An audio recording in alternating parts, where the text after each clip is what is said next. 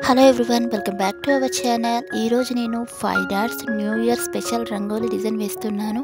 నేను వేసే ఇలాంటి ముగ్గు మీకు నచ్చినట్లయితే ప్లీజ్ కింద కామెంట్ సెక్షన్లో తప్పకుండా కామెంట్ చేయండి.